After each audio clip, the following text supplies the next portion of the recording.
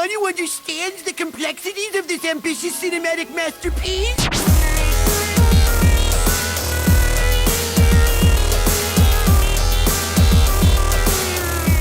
Hey everybody, welcome to YouTube. I'm here with Louis Cuck, who worked on The Grim Adventures of Billy and Mandy as the line producer.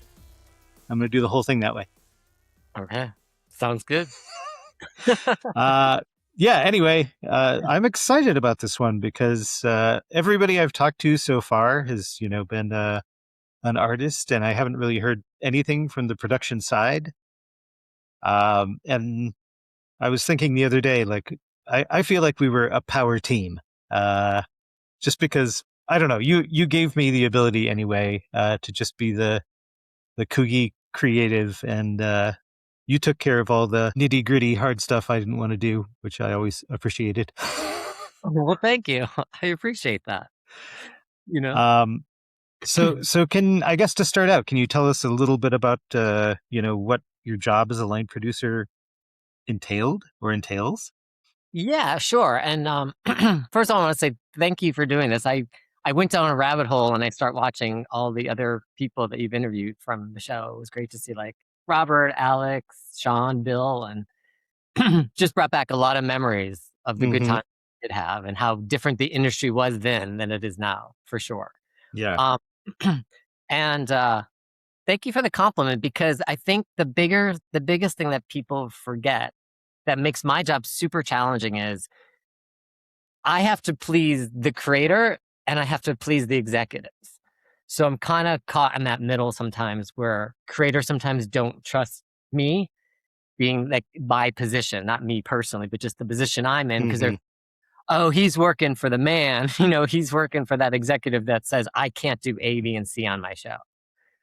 So I've always found that I felt I was pretty even keel, where I'm like, I tried to get the creators as much as they wanted to do, and then keeping them. I mean, we were all working for the man in a way, so I think a lot of creators don't really understand that, and I've seen a lot of that over the years where they're just raging against the machine that they are a part of. Right. And that sometimes comes towards this position. Exactly.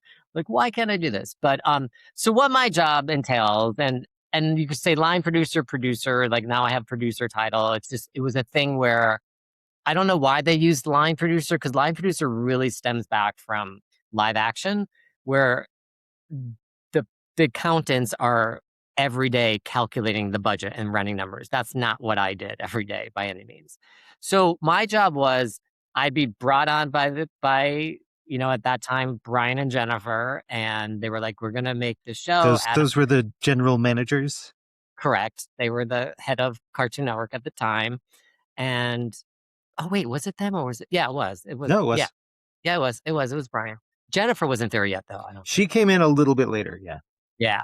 So basically, they'd be like, okay, we picked up Adam's show. We're going to do 26 half hours. So then what I would do is I made an overlap schedule, which basically mapped out 26 episodes that we had to make over an X amount of time. So if they're like, you have 2 years to do this, I had to fit that in the schedule. And then from that schedule is when we'd figure out how many positions we need, like how many storyboarders, how many designers, all that kind of stuff. And then make the budget from knowing the number of artists that we need on the show. So that's including like production team, artistic team, post team. And basically once I did all that, I basically just broke out all the dates, and then I managed the day to day to make sure that we were hitting every stage of production on time and on schedule and on budget. And proud to say, we were always under budget. We never went over budget. I know, yeah. I was always very happy about that as well. For whatever reason. I don't know why.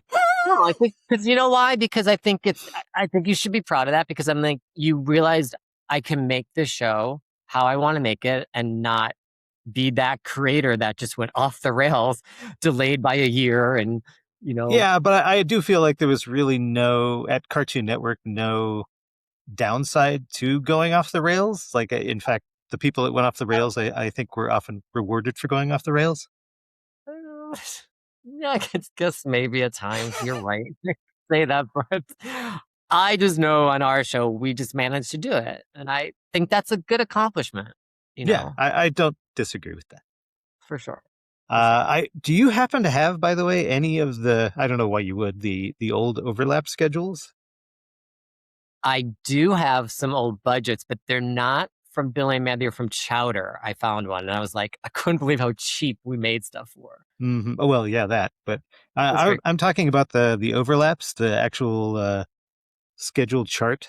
I Just don't think I have them for your show. I have them for other shows. if you want to send me one, if Oh, you yeah. can, that might be fun. Just because I don't think people appreciate just how insane those were. Just Oh, yeah, because totally. like if you look at the week by week, if you just look at 1 week of the schedule, you're like, well, this is very reasonable, and then you start to see how they stack up on each other, and then somewhere in the middle, you're doing Yeah. like literally 15 episodes at the same time in any given day. And then when you start doing posts on top of pre-production, hmm even more convoluted. It is a miracle we get it made. Yeah. For sure.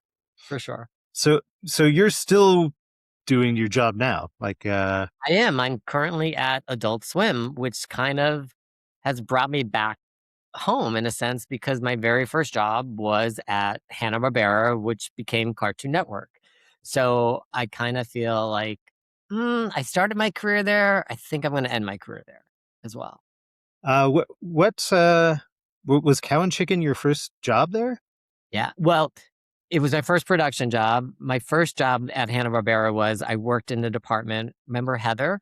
And hmm I was just this I can't remember what it was called, production something, but what we did is we just did like a hodgepodge of stuff. Like we actually used to do all the credits for the series. It wasn't part of production process like it is now. So I would do all the credits for all the shows. We do like luncheons where we'd have like a creator come and talk to us, or we'd have a timer come and talk to us. And we do like monthly luncheons for people in the studio to come and we provide lunch and they talk about their jobs. Um, and I did that for a year. And then I went to Heather. I'm like, hey, is there any chance for promotion or anything? And she's like, nope. So I was like, okay. I left her office and I walked into the president's office and I said, I want to get into production. And then 2 weeks later, I started as a PA on Cow and Chicken. And then I, And it didn't take you long to get from PA to producer. It must not have, because I think I was on Cow and Chicken I was, season yeah. 2. So I remember I met you on Cow and Chicken. You were in that room that could fit like 5 people. Yeah. Well, Sound first impressions. I was scared of you. I was because you were dressed in all black and you had those giant like Lady Gaga boots and your hair probably was like orange or something and you were in that room by yourself and it was just like you were very intimidating like what is with this guy like I had no idea. I weirdly enough, I also found you somewhat intimidating. Not I as know. intimidating as Sandy, but close. Yeah. Oh my God. Sandy terrified me, but she's the sweetest woman ever. hmm Um, by the way, Sandy was a checker for years, like 40 years. I think she's finally retired now. I But think so. yeah, she was great. But yeah, but then when I got to know him, I'm like, oh my God, he's the nicest guy. It's just your attire was very shocking to me at the time. I was this kid just coming from the East Coast, and meeting all these artists that I wasn't used to in that regard. But no, so I started there on Cow and Chicken, and then my manager, I was working with her, very nice, but then she left, and I was like, "Don't give this to somebody else. Like, I could do this job." And I just kept presenting myself to my bosses and being like, "I can do this. I can do this." And I moved really fast because then my producer, they also left, and I'm like, "No, give me this job. I can do it." So that's how I kind of did it. Nowadays, that could never happen. Yeah. And even if I was at Warner Brothers at that time, to get to the level I got would have taken 7 years probably, which was insane to take that long anyway. So, yeah, I probably did it in about 3. It was pretty fast. Yeah, that's impressive. Yeah, their animation is such a weird business. Like even when I was at Disney, there was just sort of this rocket speed pipeline, depending on who you were, from you know, assistant or low level production person to sky's the limit kind of thing. So you just kind of never know. Yeah, I mean, a lot of it's timing. I'm not gonna lie. Like, call it luck or call it timing, whatever you want. Hmm. But it was just the timing was good where my bosses were leaving, and I'm like, no, I know I could do this job. Give me that chance. And I was fortunate that they did, for sure. I love being at Hanna-Barbera. It's still I'd say my favorite, just not just because it was my first job, but like my first day of work, I went and met like Bill Hanna and had him sign something that we needed signed for a book that he just did. And I was like, I cannot believe I'm meeting this man who I watched every morning Right. on Saturdays, like every cartoon. And then you'd see, Joe. And I was like, this is crazy. But it really was a company. When people say it's like a family, that truly was, because the people that work there, they were lifers. They started their career there, and that's all they did, and they just went on show to show to show to show, and they all worked well with each other, and they all they were nice people, like Hmm. Star, Copy Room, like all of them, Star, Oh and yeah, Shara. There were so many there were cool so people many there. nice people, just everybody, and I think it was just because Hanna-Barbera was such an iconic brand, and they were our childhoods, you know, and Hmm. everyone just loved it. So I do have fond memories until it's not, and then you move on, Yeah. which is what I did, you know. Do you what got you into animation? Was that sort of where you wanted to be, or I had no desire to ever be in animation, which really? is no desire. I love live action. I still love TV and movies. I love TV more than film actually anymore. There's so many things to choose from. But no, I thought I wanted to be an agent, and I moved out to LA. I didn't know anybody. And then I worked for an agent, and it was almost like not like a swimming with the sharks type, but pretty close. The woman was clinically insane. And I lasted there about, I think, 2 months, maybe. And then I was like, yeah, I don't want to be that. I'm not type A to scream at people all day and berate them and stuff like Hmm. that. And I then just started doing temp jobs and making minimum wage, just going from like place to place. Uh, and uh, and then my brother had a friend of a friend who worked at Hanna-Barbera and said, "Send me your resume." And I did. And then I interviewed for that job. It was like November or something. And I really was making the decision because I would have been in LA almost 2 years. And I said to myself, if I get this job, I'll stay. If I don't, I'm moving back East Coast. And I got the job. So I stayed. I'm And glad you then did. thank you. And then I liked doing it, and then I just kept moving and moving, and then I just kinda stayed in it, I took, like, a year off and I did live action, and then you called me back because I didn't know what I was gonna do. I was on Mr. Deeds, the Adam Sandler movie, Ah, and yeah, I remember that now. "Hey, Louis," you're like, "Come back. You have to produce my show for me." Um, and then I was torn. I was like, "Oh my god, what do I do? What do I do?" And then I'm like, "I'm gonna go." And then I went, and the rest is history. So I have to Hmm. you thank for that, for sure. Uh, yeah, I remember when I first met you, Vincent Davis brought me around. He was just sort of giving me the tour. Um, and we had sort of an unusual, I guess all of animation is sort of unusual in its own way, but, David Feast, who was the creator of Cow and Chicken, he lived, I think, in Fresno. Correct. So most of our communication with him, much like Atlanta, because, the executives weren't there either. It was just sort Yep. of this like telephone, and we didn't really have a lot of computers going on back then. So yeah, mostly just calling people on the phone. But was that difficult to do your job without the actual people there, or did that sort of free you up to not have as much oversight as you might have? Um, well, it's so interesting now because, like, now working from home is the standard, I'm so used to it. But back then it was like, "No, you can't work from home." Um, there wasn't even Zoom. Like, I don't even I think Zoom know, I know. existed. It did not, right? And cell phones were just starting, like, we didn't have the iPhone yet. I Hmm. don't it was just No, coming. I had some dumb little flip phone. I got really good with it too. I know. Yeah, I'm really dating myself now.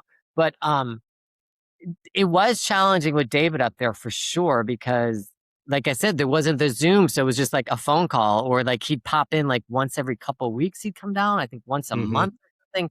And then when he came into town, he'd be like doing like 3 storyboards at a time. He'd be going to record sessions, all that kind of stuff. Um, so that was definitely challenging with the cow and chicken one for sure after a while. And I think he even realized it was taking a toll on him going back and forth, you know.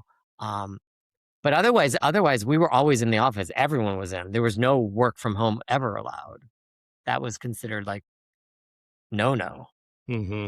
Where now it's like reversed. Oh, if you go in the office, what are you doing? Like you should be at home, kind of, you know.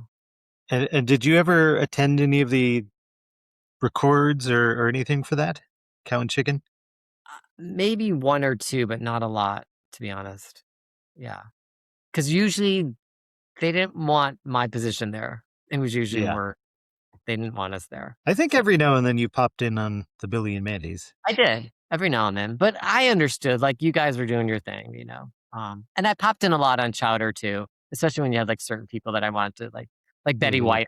I definitely met Betty and was talking with her and stuff like that. But yeah, it was more like you guys kind of like doing your thing, and the room wasn't that big, you know. So Yeah. that was an issue too. Yeah, so after Cow and Chicken, of course, yeah, you went on live action for a little bit, and then I called you back in. Yes. You came in, I think, after the first 6 half hours. I don't remember if you were. Yeah, I wasn't there from the beginning because you had Victoria, Mhm. and she got moved on to another show. Yeah, yes, I wasn't there from the beginning, which I don't love. And for my position, it usually has not been great if I am handed a budget and handed an overlap schedule and told, make this work. Cause I'm, Right. you know, I love when I'm able to like start from scratch and then I made it. And if anything goes awry, it's on me because I should have known to make this the way I needed it to be made. So when you're handed something, it's a little more challenging because you're like, oh darn, I would have done something different. Like this is gonna like bite us in the ass down the road or something like that. But it didn't. It worked out, thankfully. But yeah, I did come in. I think it was like the 6th half hour for sure. Yeah, When I came. one thing that happened over the years was I used to be privy to the budgets as well. Like Cartoon Network originally would kind of share that information with me, and then I think by the time we were done, that was just not happening at all, and it's never happened anywhere else. Uh, and the strange So thing is, I feel like lacking that information, it makes it more difficult for me to make wise and responsible decisions. Because if I want to do something that's sort of off the books, yeah. I no longer have any idea if that's like actually impacting the production in any way. Is that like an industry wide thing at this point, or? Pretty much is, yeah. I don't share budgets with creators. If they say they want something, I'll be like, I think I could cover it. Let me look. And I think it's more, it could be because they don't want the creator worrying about the financial aspects overall, just like on a day to day, you worrying about like, oh, do I have enough money for this? So you go to me for those questions. Hmm. Um, and also probably just salary wise, they don't want everyone Well, seeing I'm everything. sure that's it. Yeah, nobody wants Let's be honest. anyone to know that. Yeah, you've got an extra $100,000 in there that you could be Yeah. applying to yourself or something Yeah. else. So that, yeah, but that is pretty standard. I don't know any place that would be like, oh yeah, share the budget with creators. Hmm. It's not something, it's just policy, I guess. I don't think there was any time where like, if you asked for something, I'd be like, we have absolutely no money. We can't make this happen. Like, I think we would find No, something. we always figured out a way to make things work. Yeah. One of my favorite little moments at Cartoon Network toward the end was when we were working on Billy and Mandy's Big Boogie Adventure. And there's it's one shot where Billy, Mandy, Grim, and Irwin go into the puppet dimension. They go Okay. through like a swirly tunnel, and they come out the other side, and they're all hand puppets that we had. Oh, What was that company's name? um, God. You worked with them Uh, on Chowder. I know. I should know this. Seamus. It's Yeah, oh my God, I have some of their things here, right? It's sitting in my office, our actually. our aged brains are failing. Oh my God, that's gonna make me crazy. We'll have to Google that and find it. Yeah. But anyway, they come out the other side and they're puppets, and there's like, it's one joke. It's one joke where, Mandy has a line, and then Billy looks at himself and he's like, pulls up his shirt, and you just see the puppeteer's wrist, and he's like, oh my gosh, I have a forearm from the waist down. And then, they pop back to normal cartoon characters. And I just remember watching that with Brian Miller, and just, he got pale and he was like, that is the single most expensive 10 seconds we've ever done at the studio. Oh my But we got God. it done. That's funny. Oh my God, why can't we remember that company? feel bad I right now. don't know. I'm not thinking about it that hard, because if I do, I'll just sit here and stare, which I guess I Okay. could cut out. Oh my God. That's funny. Do you have any memories of any particular difficulties we had on Billy and Mandy as far as your job goes? I don't think financially. I do know it was definitely challenging because they were making us do the series and then the DVD all together. Remember? They was like, Oh yeah, well, it got to the point where we were doing, I think, the series, one or two specials, and the DVD all kind of stacked on top of each other, and that's part of why we eventually brought Sean on, sort of as supervising producer, to take care of correct. a lot of the stuff I just couldn't even get to anymore. Yeah. Um. Oh, it's Screen Novelties. Sorry to go back. Yes, thank you. Screen Novelties. So I had to look that up because I was like, they're great guys. So I was like, Sorry, "They've never-" Screen Novelties. Yes. So yeah, that was super. That was the worst thing. They don't do this much now, but they'd be like, "Oh, we want a Christmas special," or "Oh, we want a Halloween special," and they always like tell us like after the fact. Like we'd be starting production, I'd be like, "It's not the same as just making a regular episode," because they always become bigger. So I remember that was always challenging because we want to do so much more and make it more special. And then they'd want it to be more special too, but it's like you don't get more time to do it. So I did find that that was definitely a challenge. And then trying to do the specials, and then on top of that DVD, because we paused the series, stuck the DVD in the middle of it, and then like picked up.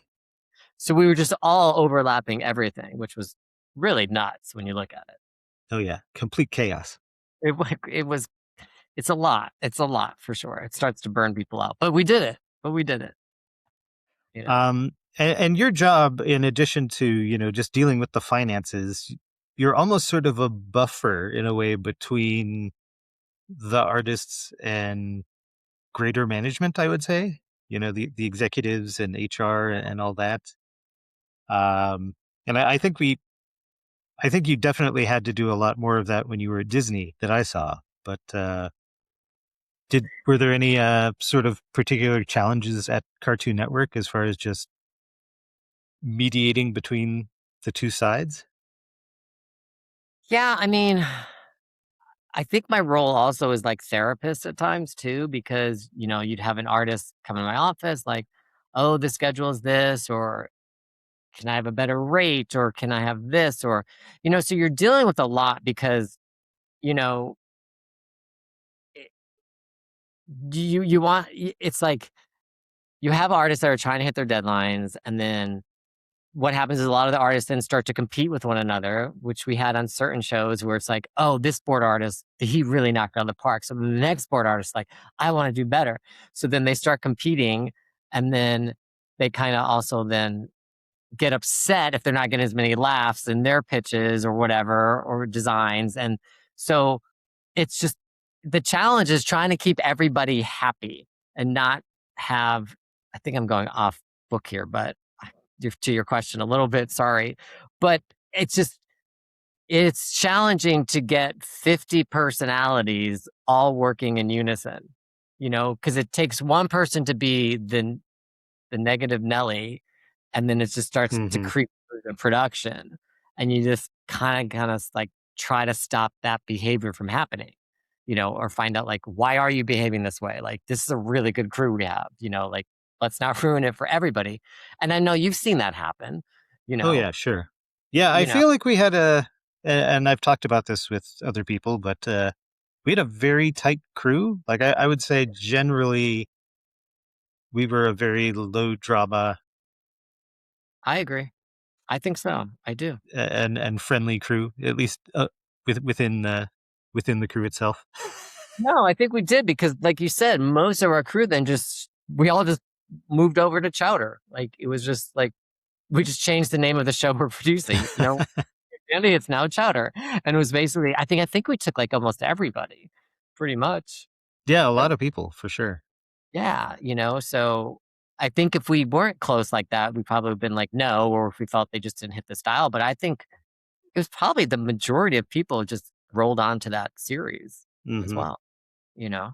um, which says a lot. If you don't enjoy working, if people don't enjoy working with it, they're going to look for elsewhere. Because at that time, there was a lot of opportunities to go other places for sure. There Oh was yeah, that was the there was a gold. animation boom. So Yeah, I mean, Disney was making a ton of stuff. You had Fox, you had DreamWorks popped in. They start making stuff. So for people to want to stay says a lot about you as a creator. Um, that they wanna be there and make it, and people love the show, and the show was very unique, you know? as time has gone on, and we're kind of at a point where I think most of the artists I know are unemployed at the moment. I know. Uh, from your end, has that been a really noticeable thing, or My god, no, I'm actually testing right now for storyboard artists and animators, and I literally have tested, like, 40 animator positions. I just sent out 20 storyboard tests, and everyone you email, they're like, "Oh my god, yes, please."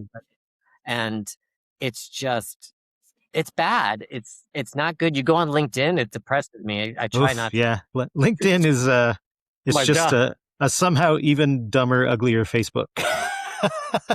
Mean, it's just because people just and I get it, but they're just wallowing or they're just so negative, and I'm like, "Oh god, this is just not this is toxic. This isn't healthy." Yeah, You no, know? it's I mean, it's hard not to be No, and I get it, bitter and at this point in a way. the crazy part is, and I don't know if people realize this, but, you know, since, like, the whole strike with the whole industry, just live action, but it also affected animation just in general in terms of how companies pick up shows. But the problem being, like, back in the day, when we got a pickup, we were picked up for, like, 26 half hours. Now you're getting 10. So even though there's, like, 7 streaming platforms and 7 of those are being made by 7 companies, they're only making 10 episodes at a time and then deciding if they're gonna make another 10. So you've cut, so many jobs just that in itself.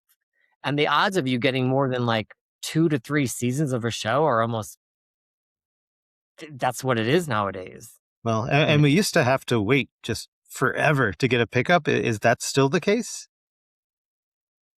Because you know, I can't even imagine. Back when we were doing 20 whatever half hours, like it was painful because you'd lose. The crew would start be to like, loo "Well, it's my last week," and we'd be like, "Well, we're still waiting for the the pickup," and the pickup wouldn't come, so you'd start losing people. If you were lucky, you could get some back, but it was just sort of this drain until you got picked up again. And that was hard enough when you had the consistent, years work of 20 whatever half hours, but only getting 10 and then having to go through that all again. That sounds enormously painful. Yeah, I'll be honest, it still takes a while. My last show, we were supposed to get picked up in September. They didn't pick us up till April, and then they canceled us in October. So, it was horrible, but yeah, we still were waiting, and I was like, "What is the delay here?" And maybe it was because like, the merger of Skydance and Paramount, because I was with Nickelodeon at the time, but no, I still don't think they're super fast. I still think they weigh I don't know how they do the metrics now because I don't know where people are watching it. Are they watching it on YouTube? Are they watching it on a streamer? Are they watching it on their phone? I think all those things count as something. So, it's still not like, oh, 6 months into production of season 1, they're gonna be like, "Hey, we're giving you season 2." I don't think that's happening at all. I have Hmm. not expected that. That would be a dream if it did, but I don't think that I still think comes down to the numbers, sadly. And And who knows even what those are? and the problem is when you're only doing 10, it's hard to build an audience because if we had 26, you're getting a good, you can get a good like 6-month run of new episodes, so they like the volume. Kids like to see a lot of programs to get used to something. But when you have 10, you're done in less than 2 months watching them. And then you'd have to wait another year or two before another season came out because it's not like live action. It takes us a year or 2 years to make an episode.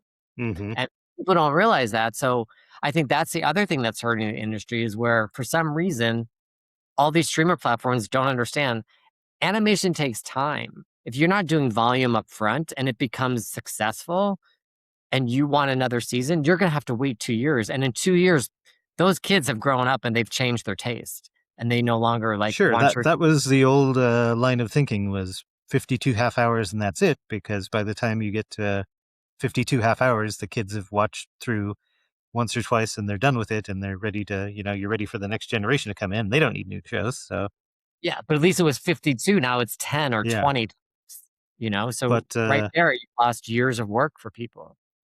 yeah. And it Yes. generally takes time, I think, to build an audience for something and even for the show to kind of find its footing. I feel like that was, I'm very thankful that so many people love the early episodes of Billy and Mandy, but those first 6 half hours, maybe 12 half hours were rough for me because, there's nobody really there to teach you how to run a show. So you're just sort of stumbling around trying to find your way. And I think it wasn't until probably our third season that, we found our footing and started to really crank them out. Yeah, I mean, there's a lot of pressure on you because how long did you get to make the short? It wasn't awful. 9 months, maybe. I can't remember, Hey, you but had 9 months to make a short, but once you go to series, I'm like, "Adam, we gotta start making, like, 10 of these out of the gate in a yeah. 9-month." So it's a huge thing for you because, again, it's not like anyone was, w a role model to you to be like, "This is how it's done."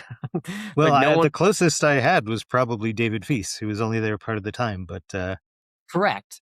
So I but was lucky to have people like, him and Vincent who at least trusted me enough to start folding me into the records and the color correction sessions and, just realizing that I was interested in the whole tamale and just started bringing me along to everything so I could start that learning. that was great. But it is a lot of pressure when you're like, "Oh, I have 9 months to make an 11-minute cartoon, but now I have 9 months to make 10 of them or Hmm. 13." You know? Um, so yeah, well, you get thrown into the trenches, you either sink or swim, right? Well, You yeah. s And again, like that's, the pilots, it sort of felt almost like an extension of art school to me. You're just kind of on your own and you got a couple friends and you're doing stuff and you bounce ideas off each other. But then, yeah, when you actually get into series production, then suddenly, you're managing a team of, 30 people plus, whatever's going on in the overseas studio. And that's where I was so thankful to, have you in there handling so much of that stuff because, yeah, the whole management side of it is something I think I learned to love over time, but it was definitely not something that I was excited about at the start. Yeah, I think a lot of people don't realize just how much, like, production people do, like, for the show. Like, you guys are all artistically drawing it all, but we gotta bring it all together and make sure it's all working and then get it to the vendors. And back then, when we said, like, we shipped a show, I physically put it in a box Oh and yeah. packed on a Friday night and had DHL come and get it. And if you missed the deadline at 7, you had to drive down for the 10 o'clock one. And Hmm. we also would fax like 72 pages to Korea. And then sometimes it would fail. And then you'd start all over again. And it'd be like 10, 11 at night. Whereas now, Yeah. like, we click a button and it's like, the show is shipped, everything's Yeah, I digital. remember those Fridays where it would be like, you and Laura and Zena and whoever else just packing box after box.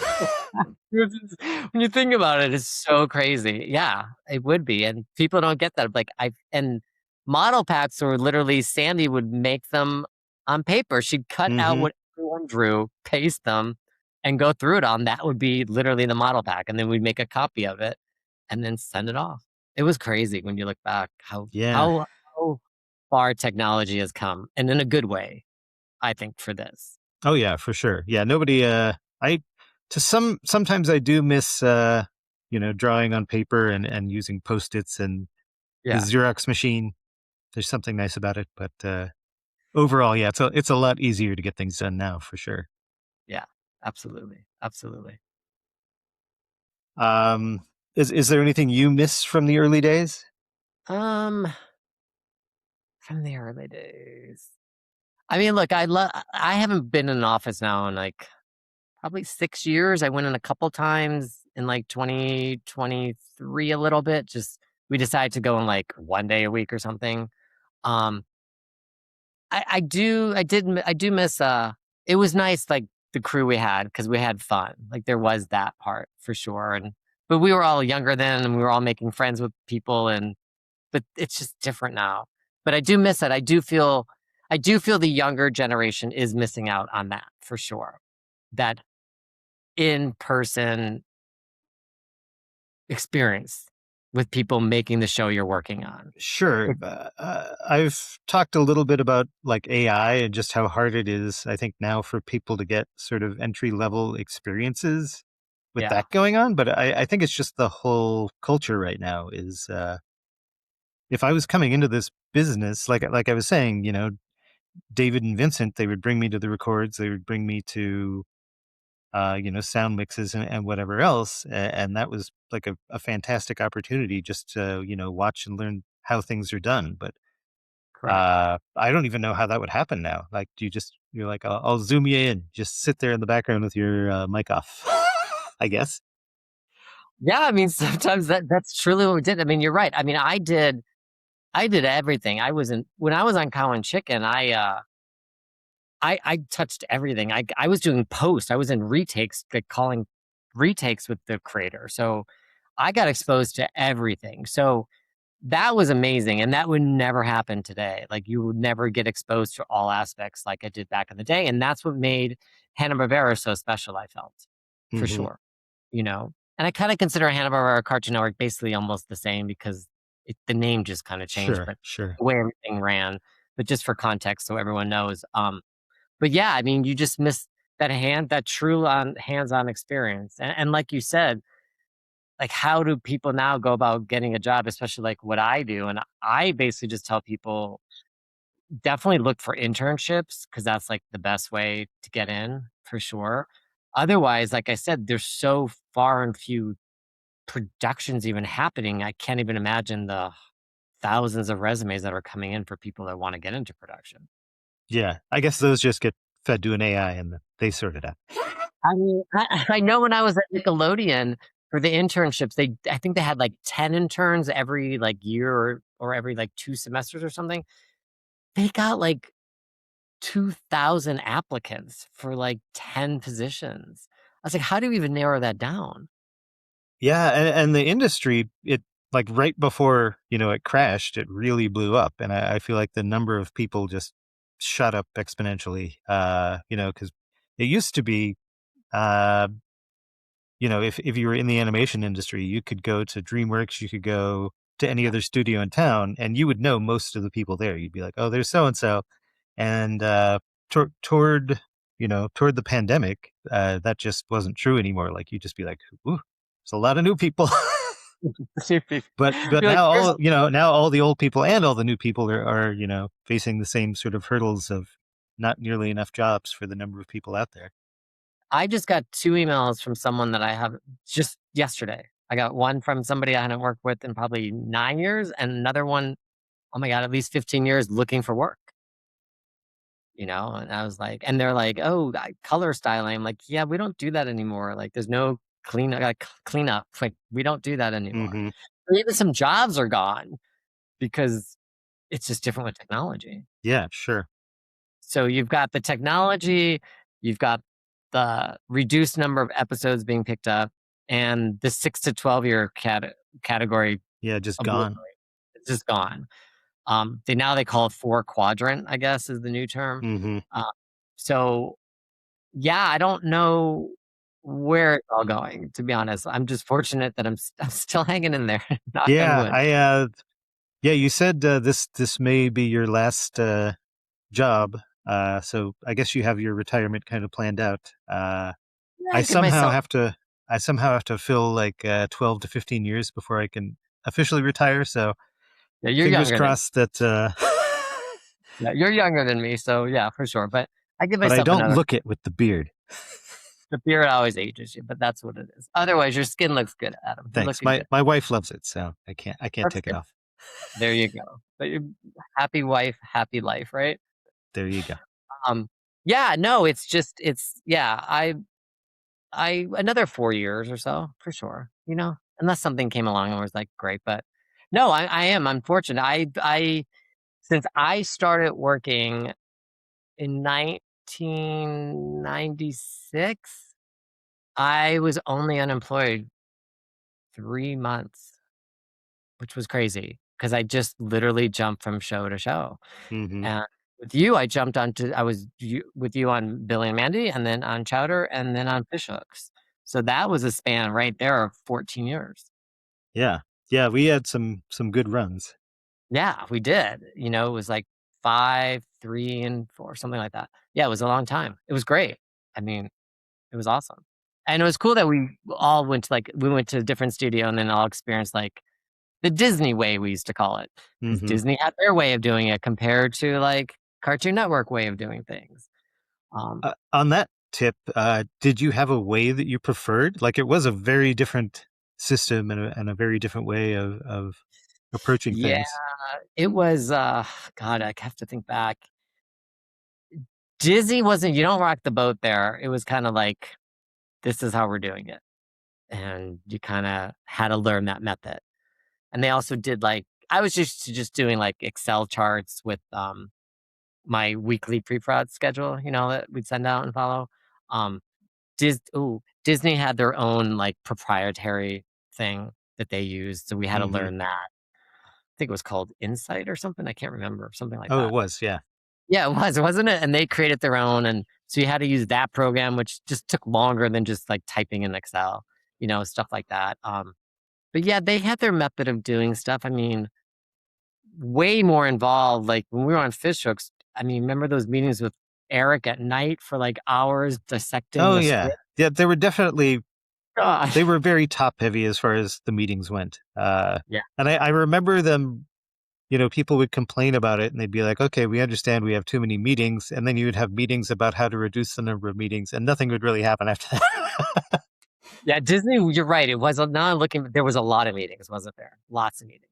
Way more hands-on executive, creative exec wise than I feel at Cartoon Network, for sure. You had way more freedom, don't you think?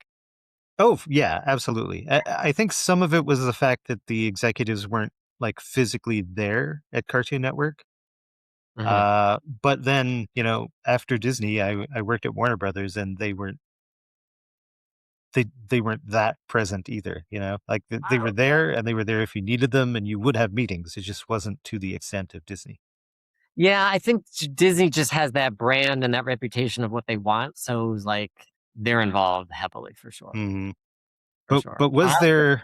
was there a studio where you felt like it was more efficient, like the way that they handled things? Um, more efficient. Not really. I think Cartoon Network, Hanna-Barbera did it well. I mean, Disney, once you were in there, was fine once you learned like their program. Nickelodeon was also pretty good too. They were pretty flexible in terms of, I feel that was more like going back to like a Cartoon Network. Um, yeah, I don't think any specific one was that. It was just more about, for me, like who is the management that I'm dealing with, and that's what made it or broke it. Like Hmm. is this a nice place to be working at? Is That's how I felt about it all. you know? But I still feel like they all gave creators are still up here, like they want that creator happy for sure, Right. for sure, which is understandable. I mean, without you guys, none of us have jobs, you know? Um, so I think the emphasis across the board was we're all creative driven. And it's funny, like they all tout that, but I'm like, who's going to say that we're not creative driven? Like, Right. of course you're Yeah. creative. What are you going to say? I'm We're management. management driven over here, so Yeah, fall no in creators line. there. So, yeah, for sure, you guys. It's all creative driven. All the studios were touting that, which was true, and I understand that. But yeah, for me, it basically was just like, who were my people that I had to report to, and was it a pleasant experience that made it more enjoyable for me to be there or not be there, Mm-hmm. So, and so I'm still working. I can't spill any Well, yeah. dirty secrets. Well, I was like, yeah, you're, clearly I'm not going to get any dirt here. In So 4 years, give me another call. We'll talk. yeah. Do you have any favorite memories from your time on Billy and Mandy?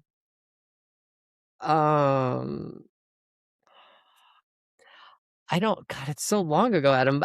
It was just fun. Like I genuinely just enjoyed the job. I was new in the industry, in a way.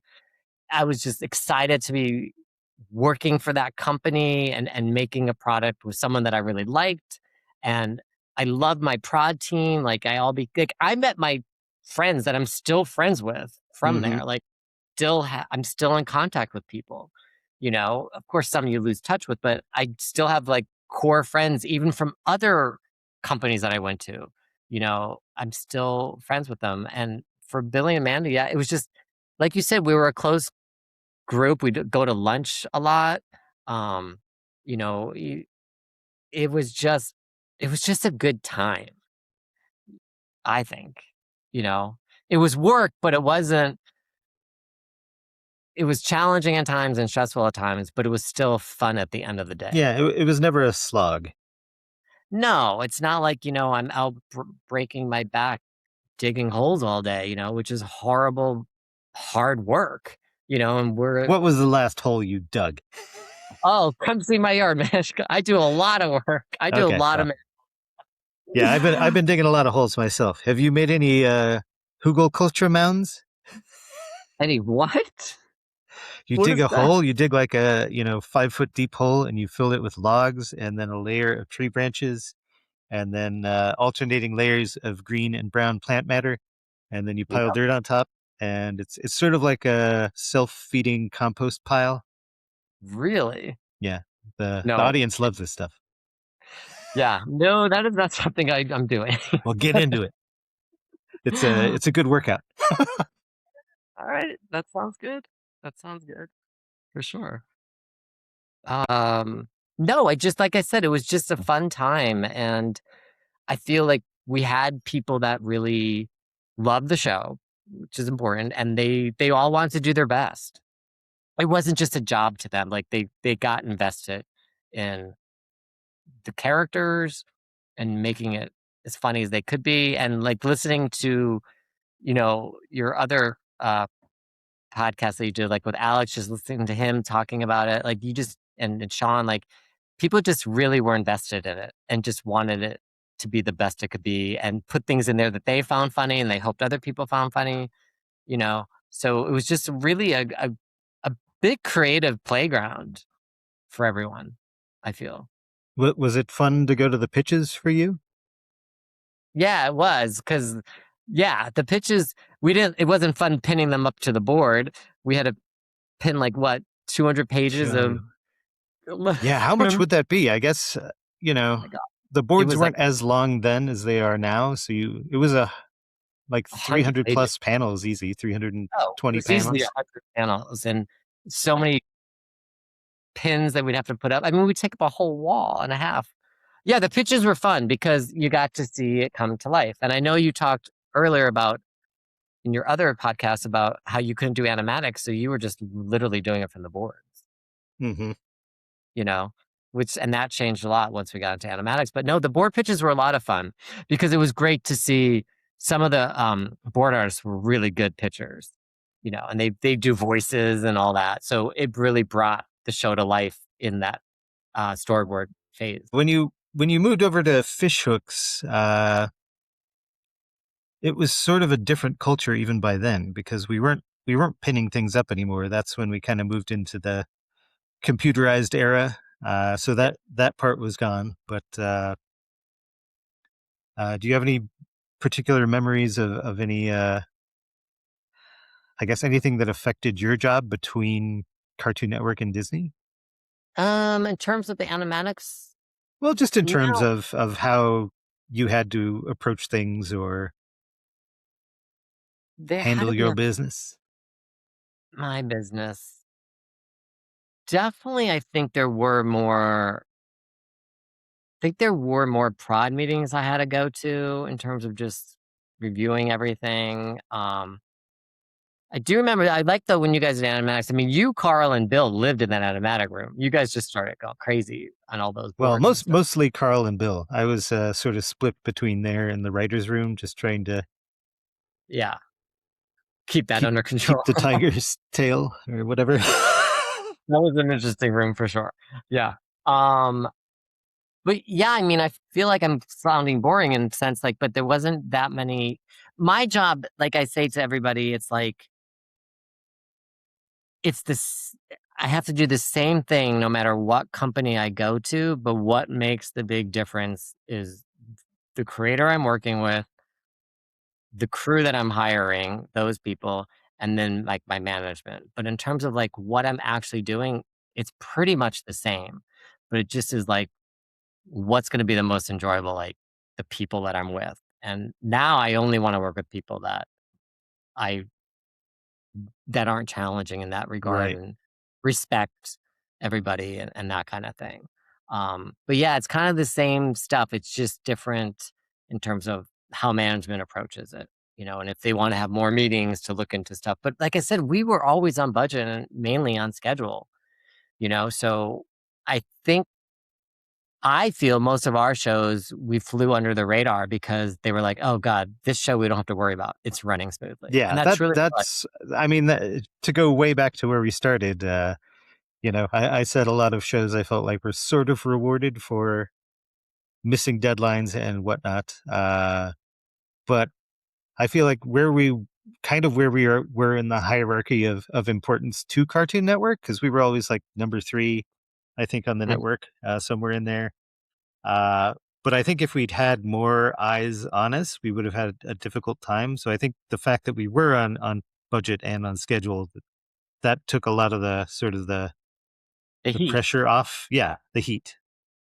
For sure. I agree. And I think that probably allowed you to do what you wanted to do and made what you wanted Hmm. to make, because hey, as long as we were on schedule and our budget, they were like, this is great. Like, cause I got 10 other fires to put out on these other Hmm. shows, and people did say that to me. They're like, we're good. Like your show's going good. Like we've got other things to focus on, so, yeah. Without giving any names or studio names, uh, can can you talk about like maybe the worst high pressure situation you've had to face? Yeah, I will. I'll do one. Sure. Absolutely. Um, and when I worked on Um, I started, and my boss was starting like a week later, and I knew her from Hanna-Barbera, won't give names, and I was handed the overlap and where we were, and I was like, I'm looking at him like, this can't be right. I'm like, we were 3 months behind designing backgrounds. And I was like, I can't make up time. So I called my boss and I was like, hey, um, we're 3 months behind. Like, we have to stop and like pause and push the schedule. And they said to me, "Don't you say that to the head boss at the time because you'll be fired." And that was my first day. And I was like, "Oh my Oh, god." first day. It was my first day. It was my first day. And I was like, "This is gonna be a fun ride." And it wasn't great for sure. And that ended because the show got canceled actually, but it was ending.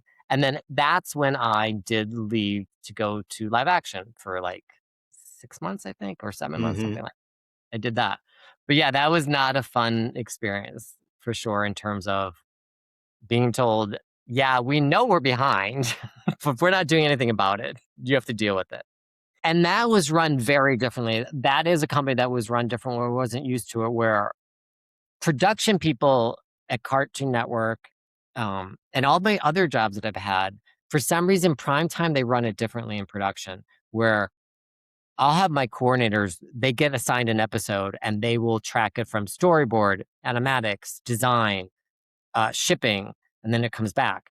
Whereas these primetime shows, for some reason, they they make a coordinator just be in charge of models or just be in charge of storyboards or just be in charge of animatics.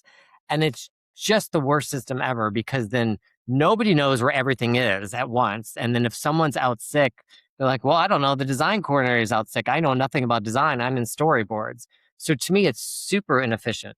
And a lot of companies still run it that way. And have no concept as to why they do it that way because to me, it just it's more work. And Yeah, you're I feel like I'm happiest when I know everything, from tip to tail. It's like yeah, uh, it's only been the last probably, I don't know, 5, 6 years that I've been doing jobs where I'm not, overseeing everything, and I just have like my little piece of the world to take care of. Which in some ways it's nice because it's a lot less work. But then I'm always like, I just always have all these questions, and I'm like, these are not your responsibility. right. But yeah, it's a different way of working for sure. Yeah, so it's really odd. So I'm totally about like a coordinator takes like one episode and they track the whole way. And then not only that, it provides them a learning capacity. Like then they know how all of pre-production works, which then will help them advance like, to the next level, which is like manager and then eventually to producer. So yeah, it's just a weird system and I don't know why the primetime shows operate that way. I still have not figured out because I've done it both ways and I was like, yeah, I I like, assume it probably stems from The Simpsons in some way. oh, you think? Probably. I mean, that was sort of the Yeah, I big guess primetime animated show, and because it's the same thing. There's nothing different. The assets are assets, and the pipeline's the same. The only thing that's different on primetime or like I think the writing phase, because they're kind of quarantined in their own little bubble, you mhm. know, huge writer's room. Um, whereas we were like board driven, so it was very, very different. But yeah, I don't know. I don't know why the prime time shows tend to do that method, but I definitely prefer how we do it. Yeah, you said you're working at Adult Swim now. Can you Hmm. say what you're working on, or Sure. I'm working on Ha Ha You Clowns. It is second season. It's on HBO. So it's uh, on now on HBO? yeah, season 1 is on, so you guys can check it out, and then we're making season 2 and season 3. So, Very nice. very And how did you get hooked up with that one? um, you remember Carl Furillo? Yeah. Yeah, Carl is, one of the EPs on it. Oh, Um, cool. yeah, he got in touch with me back in June, but I was already over at Nickelodeon, and then Kelly Cruz is now the president. You remember Kelly from Cartoon Yeah, Network. yeah. She's I they're doing an Adult Swim Yeah, the documentary document about, yeah. So I got an email from her that's about a month awesome. ago. Yeah, I'm super excited to see that. Yeah, and then I hadn't talked to Kelly in years, and then Carl got me in touch with her, and then she reached out in July, but I was like, "Oh, I have a job," but then my show got canceled in October, and then I started working with her in December, and it's great. It's really nice. I love working with Carl again. I like Joe Cappa is the creator of the show, so he's been really nice to work with. Yeah, it's good, and I brought some people from my other prod team, because I love to work with the same people if I can, Hmm. I was able to bring them over. So yeah, so currently working on that. Like I said, I'm very fortunate that I keep rolling along here, Yeah. you know? It's been Yeah. good. I cannot complain at all. I'm grateful every day to have a job because, like I said, I get emails every week or I see postings and I'm just like, "God, this is so depressing." Yeah. Yeah. Even, like, watching your last videos, like, how is Alex not storyboarding? Like, I don't understand, like, how good like, I it's mean, just it's everybody. Like even the people at Cartoon Network who were like sort of the most hotshot of the hotshot designers, like nothing. So no, it's just unbelievable. Um, so yeah, yeah. And are you working on something? Yeah, there are some YouTubers who've hired me. They're getting into animated stuff Nice. called Sorta Stupid. So I've really just kind of started. I guess it's been a couple months now, but just finished my first board, and yeah, I'm excited to see where it goes. It's really nice to be working again. Yeah, absolutely. Absolutely. That's good. Well, you look good. I'm trying. I'm trying my Are hardest. you still ripped? I'm in shape. I'm still in shape. Lift up I your do. shirt. Yeah, sure. I'm not gonna do that. No, I'm I trying still to work get on. views here. I'm in. I'm confused. I bike a lot now. I bike like 5, 6 days a week. Like 12, 20 miles a day. I love it. I love being outdoors. It's just really nice. So I do enjoy that part for sure. And I still do weight training and stuff like that. And then just stuff around my yard and all that. Cause we built a house, so we did a lot of landscaping ourselves, Hmm. which was fun. So yeah, it's a good life. East Coast now. Left California after 30 years in LA. Yeah, I So guess it's a good time to do it if you're going to do it. yeah, I was ready. I was ready to come back, be near my family more, and just a different change, like explore now the holy. I'm from East Coast originally, but it's been 30 years, so Hmm. now we can explore, all along here because there's so many cool places to see as well. You know, Well, I guess to kind of wrap this up, that the sort of production hierarchy has always been sort of production assistant to production coordinator to Mhm. line producer or something above that. Is that still the case? That's where it differs from company to company, and some of them have you're like a PA, a PC, then they do like production supervisor, production Right. manager, associate producer, line producer. So it does change. I feel like the associate producer title has kind of gone away and they just jump from like PM to LP, you know?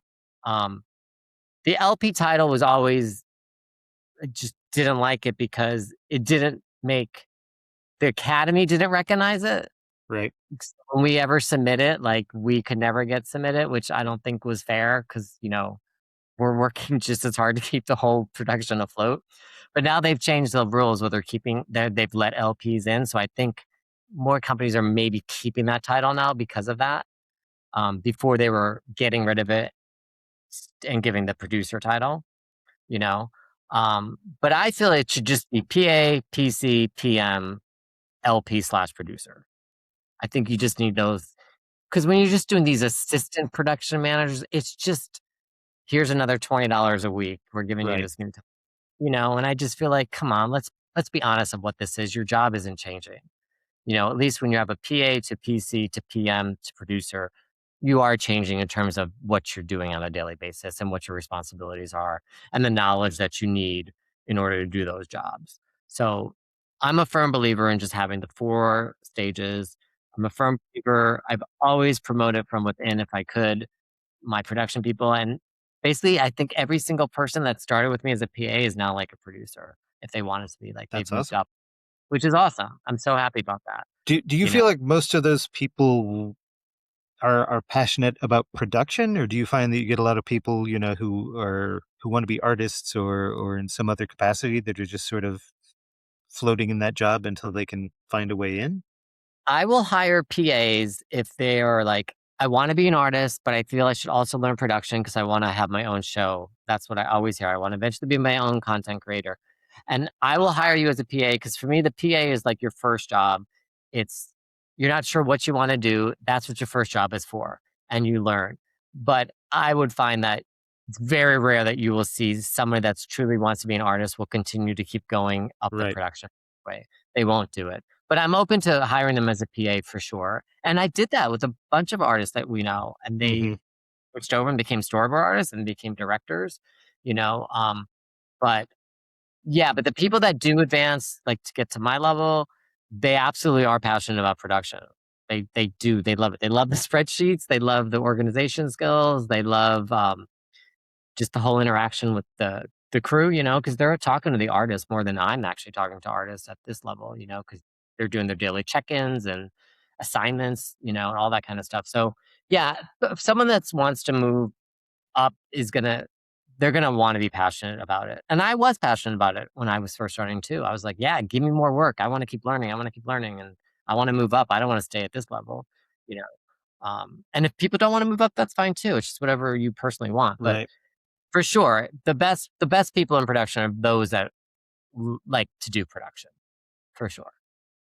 For somebody coming into wanting to get into production today, like Yeah. what can they expect? Is it Um, also a tough start? it is. It's hard because, like I said, there's hardly any productions going on. So for them to get in, but once they get in, like if look, we had interns at Nickelodeon, which was great. Um, and we hired some of them, I think. And then, but to get in, like, how do they get in? Are you asking, or like, what would their job be? Well, give me both. Bo- Both. Okay. To get in, like I said, I mentioned earlier, I think if you're in school and you're interested, definitely apply for internships. Let's face it, any connection you have, use that connection because if an executive is like, oh, here's my nephew, I'm gonna, of course, look at this person and see it, but doesn't mean I'm gonna hire them, but they're gonna at least get a look over for sure. Um, yeah, networking for sure. Absolutely, I would do Hmm. that. Um, I'm personally not on all these IG and Facebook and TikTok. I don't do any of that stuff, but like definitely network on there, like meet people. Um, and then once you're in there, like this is your opportunity. Like it's your opportunity to either prove yourself in production or not prove yourself. And you'll weed it out pretty fast. I weeded out someone that I thought was interested, but they really were interested in the creative side. And they started like this and they went like this real fast and was like, okay, we can't keep you in this position because production is essential. Like people need to know that. Like if you don't have a good production team, the whole show is not going to run well and people are not going to be happy. Oh yeah, I love to be organized, and I love the idea of numbers, and it's the same way I technically love like math and theoretical physics, but my brain is just not there. It's over here somewhere Yeah. doing other And, things. So and you it's not definitely need somebody who can handle that. correct, you do. So, yeah, I mean, there are some jobs out there for sure, but it's just not that plethora like it was before, and I honestly can't give a clear direction as, like, this is what you need to do, but I do know an internship is the best way, I think, because you're in it, and Hmm. and you get paid for internships now. Before, we didn't even pay for internships. They just did it as, like, school credit, but Yeah, now I was lucky. I did get paid for my internship at Film Roman as an artist. Maybe that was just more of an I think artist 'cause thing. you were the union, yeah, that's probably true. And now, a lot of the companies have gone union with production people. Um, that's a new thing for sure.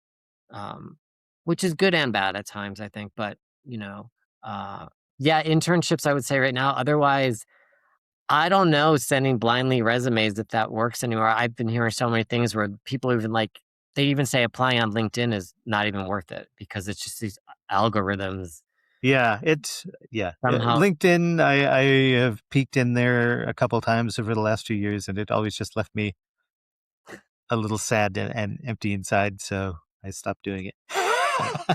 So I'm gonna say people that want production, uh, reach out to people. Like reach out if you're watching the credits. I don't even think people watch credits, but if you see the producer's name, like, and you know what show they're on, I'd say email them and say, "Hey, are you looking for people, or is your company looking for internships?"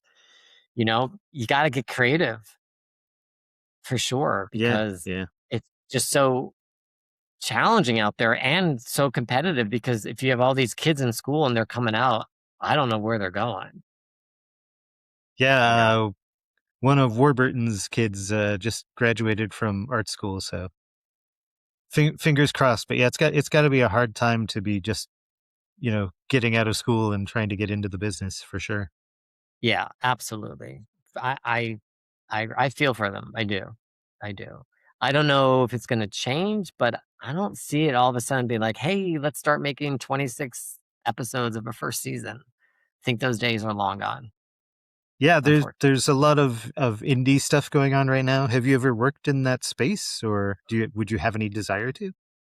Probably not, to be honest. I I wouldn't even know how to get into that right now, but I mean, I think the thing is, you just do it. yeah, exactly. But so I suppose in your position, someone would have to be like, "Hey, come help me out with this," which is also Yeah, probably pretty unlikely because just in that space, you don't have a lot of money to play with. So that's what I was gonna say. Is this gonna be free work? Which I'm not opposed to if it's something that I think is super cool. But yeah, I think too, like there's I mean, everyone's on these platforms, YouTube making their own stuff. Again, I mean, I'm sure there's tons of artists coming out that are just like, I'm gonna try something on YouTube. And look, there's a lot of YouTubers that do have some shows. And I do feel like Adult Swim, like they're still um that's kind of like back in the day when we were like ours was what a cartoon, but hmm Adult Swim was still like bring us some original crazy idea. Like they're not looking for these IPs necessarily. Like let's face it, we all know Disney is like, let's take every property we can and either turn it sure, into live. that's one really nice thing about Adult Swim is yeah, they're still doing original stuff, and that's Yeah, so they're still rare doing in the TV space. yeah, like my current show is completely original, and all their other shows. So that's a great thing. It still exists, people. It does. It's just smaller quantity than what it used to be. But I think that's their goal is to be making that kind of content, which is some saving grace for sure, considering, you know, the other studios literally isn't it all IPs now? I It think sure feels like it if it's not. it feels like it. Or try like um the smaller studios are making like non-IP products properties, I think, you know, the smaller companies for sure. Um but yeah, just overall our industry, it's in a bad slump. It used to be like I totally remember it. It was like Cartoon Network was like the hit for 5 years, and then they went down, and then it was Disney, and then they went down, and then it was Nick, and then they went down and up, and like every couple of years it would just roll, and everyone would go from studio to studio. hmm And now it's just like, where can we go? There's like, help us, pretty much. Yeah. It is, and that's why I say it every day. I'm grateful to be working, you know, and I'm happy where I've Yeah, landed. I'm happy you're working, Louis. I know. Uh, yeah, thanks for doing this. I'll let you go, but before we leave, do you have a favorite prank that was played on you during the course of the grim adventures of Billy and Mandy, You guys like or a least favorite? I think you guys did you wrap my office one time in like Oh yeah. aluminum foil or something? I No, I was think it not was gift wrap. Maybe was it? gift wrap or something or Yeah, saran wrap. It was something because you know that. me, I'm very organized, so it's like, Yeah, oh my, I'm gonna kill you guys. yep, Um, yep. That feels like a McAvoy to me. oh my god, he was I'll have to ask him. that guy. Oh my god, did some crazy stuff. Yeah, you guys did do some. No, I think the worst thing was Vincent, what he used to do to people. I only really remember the bell, which I don't even think you were there for. That's horrible though. And the mirror, he used to have a mirror to see if they were in their Oh office yeah, yeah, and peer over. That was terrible. But it's funny, but it was terrible. yeah. So many things that Could never happen now. you would get a severe scolding for at the very least today. I think you'd be canceled or fired Yeah, probably. for sure. But yes, I think you guys wrapped my office once, and I was try to laugh, but it was hard to laugh. I was like, "This is funny," but then I was like, "But now I got to unwrap it all." So that took away the joy of it It's all. like a gift. It's like It was, Christmas. it was a gift for sure, and I'm very excited. I saw that Billy. I wanted to watch some episodes in advance of this, but they're available on Tubi September 1st. Yeah, yeah. We're getting close now. There've been months of false alarms where an article would come out. I'd be like, "Hey guys, we're coming back next month," and then nothing. So Yeah, yeah, no, I'm glad it seems to be finally officially happening.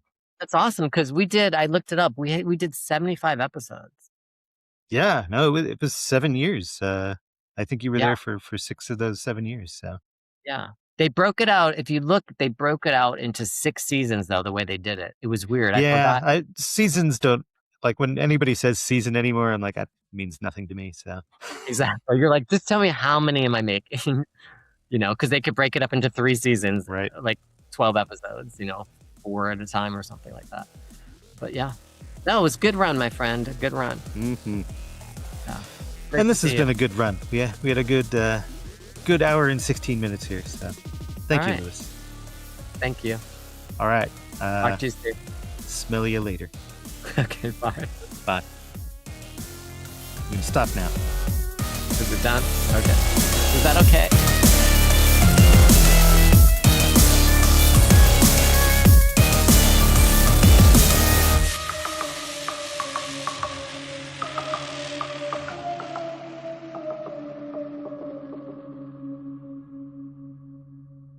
This is the end. Smash your television.